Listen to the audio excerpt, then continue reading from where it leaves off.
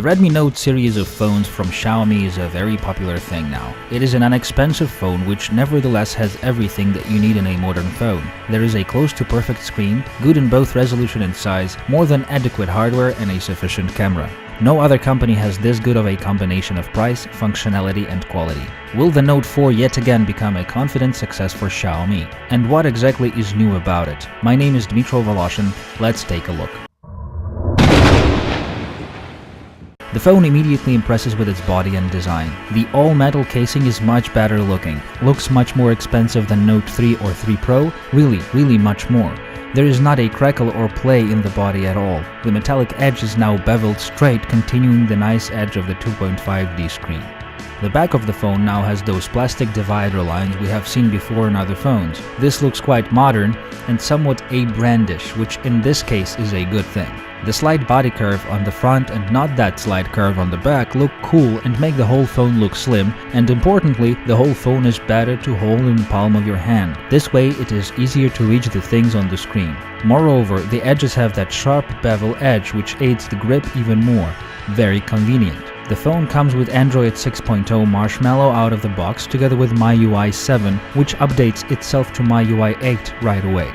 The processor is the MediaTek MT6797 Helio X20, like in the not so long ago Xiaomi Note Pro. These are real 10 cores which all can be used simultaneously, and you rarely see an 8-core like this, let alone 10 cores. The only thing is that under full load of all cores they throttle quite a bit, but it is okay as this particular scenario is never used. This kind of a CPU works best with many small tasks, which modern smartphones do a lot. It scores 85,000 points in Antutu, which is noticeably more than even the Note 3 Pro and almost twice as much as Note 3. The phone also doesn't get terribly warm, even under heavy load.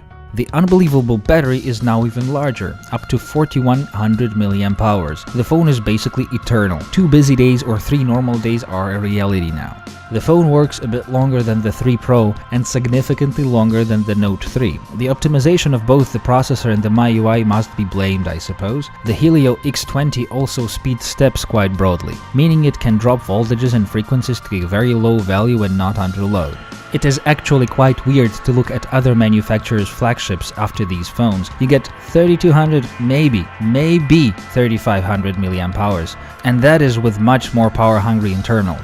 The screen, the already classic 5.5-inch of Full HD IPS goodness with a contrast ratio of 1000 to 1 and resulting 401 pixels per inch. The screen is basically unchanged Note 3 Pro screen, but this is not necessarily bad. Their screens are among the best in their class, and except for a bit more brightness and a bit more manufacturing choice consistency, there is really nothing more to ask from them. Full HD is perfect for 5.5-inch screen size. Quad HD is beneficial only on AMOLED, where pen tile is somewhat ruining the fonts and you need more resolution to fix that. IPS doesn't have pen tile. The screen is 450 nit bright and visible under direct sunlight, though not perfectly. What was significantly improved is the minimum brightness. It was a bit too high on the Note 3, and now you can comfortably read at night or use it in a car. The colors are quite good, the black is quite deep. It is a good screen overall. Around the screen there is a thin dark bezel, like on Note 3.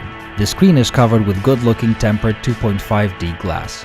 The speaker moved to the bottom, which is nice. It is harder to mute it when it is in your pocket or lies on the tabletop, but you have to be careful not to mute it with your fingers as you hold the phone horizontally in your hands. The connector and charge port is still micro USB. Is it good or bad? It is up to you to decide. I have myself not yet transitioned to the USB Type-C, so I rather like this. What phone does support though is the MediaTek's Go on the quick charge thing, the MediaTek Pump Express 2.0. There is not much use in it out of the box. The charger supplied is still normal 5V 2A charger, the quick charge 1.0, nor there is much use in the quick charge specified 1.76A 9V charger I've connected. It charges to 50% in about an hour, and the full charge takes 2.5 hours approximately, which is plenty good considering the battery capacity. The cool stuff, you can now wake the phone with a screen double tap, which is cool. The phone supports 2 SIM cards in standby mode and has a 2 SIM card tray. One of the cards can be sacrificed for a microSD memory card, or you can feel lucky and try the 2 SIM card 1 microSD hack. You will have to cut the chip out of the second SIM card and strategically glue it on top of the memory card. This does work sometimes. The card itself can be of up to 128 GB in size. The camera is a 13 megapixel shooter with 2.0 aperture and is much better than the Note 3 camera, albeit lower res and on par with the Note 3 Pro. The front selfie camera has 5 megapixels and looks the same as the previous one, still quite good and plenty wide, maybe just a tad brighter. The camera has phase detect focusing points right on the sensor. This tech is used on modern top-notch mirrorless cameras when the camera focuses not only by judging the picture already processed by the sensor, but also measuring the phase of light going from different parts of objects in front of the camera. For the user, this means much faster focusing, especially in the low light. Practically, I've noticed a speed up in focusing in almost all situations. It is always better when the critical moment focus is fast.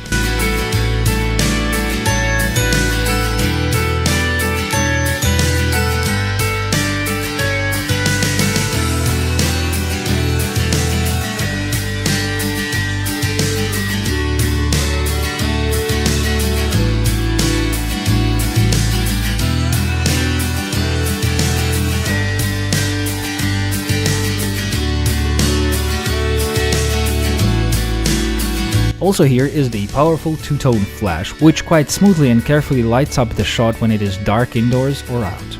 Overall, this is a newer, better Redmi Note Pro, right? The speaker of the Note 4 became a tad quieter than Note 3 and 3 Pro. There is more of the bass thump, if you will, if that term is somehow applicable to a phone. Sound? The same amazing 24-bit 192 kHz audio straight to your headphones. The speaker is different, it's in the bottom now, right? So it has to be. It's more focused and more direct. When you hold the phone in your hand while it's playing, you can feel the sound going through the whole body of the phone. That is how good and solid the casing is. The fingerprint scanner is super fast. It is claimed to be 0.3 second fast. It works really quick, quicker than already quick Note 3 and on par with the best A-brand phones. Interestingly, there is the infrared blaster for the remote controls and no NFC for some reason.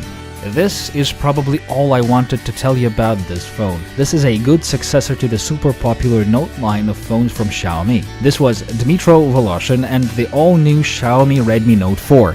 See ya!